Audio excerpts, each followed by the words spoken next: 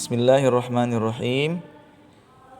Izin menjelaskan hal-hal terkait metode tikrar pada mushaf tikrar. Ini adalah mushaf tikrar yang saya bawa.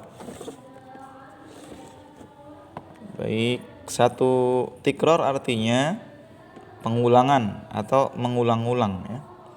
Jadi satu TM, satu halaman begini dibagi menjadi 4 bagian. Bagian 1, bagian 2 sesuai blok, bagian 4, bagian 5. Baik, satu bagian ini dalam mushaf tikrar disebut dengan TM. T tikrar, M-nya makro, tikrar makro. Di 1 makro, 2 makro, 3 makro, 4 makro. Atau nanti penyebutannya TM1, TM2, TM3, TM4 gitu ya.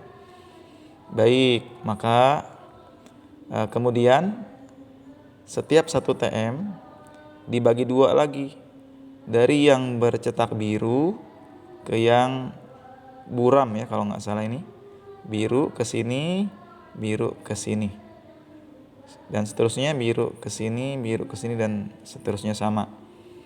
Baik, jadi diulang sekali lagi. Ini 1 TM, 2 TM, 3 TM, 4 TM.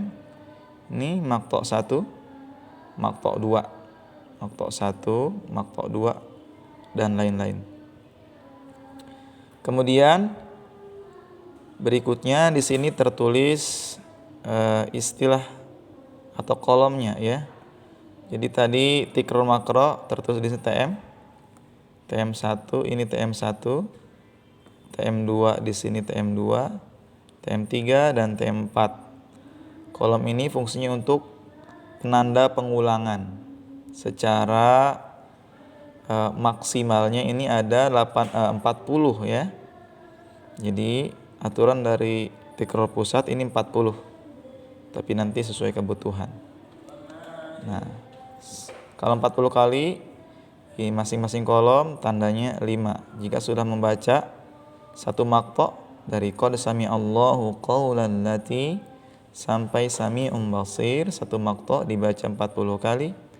Setiap 5 kali baca, ini di sini kolomnya 10 kali, 15 kali, dan seterusnya sampai 40 kali.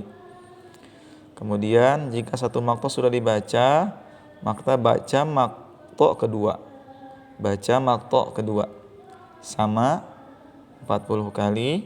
Kemudian baru dari sini, dari qad sami Allah sampai ummahatihim, 2 maktok digabung atau 1 TM dibaca sama.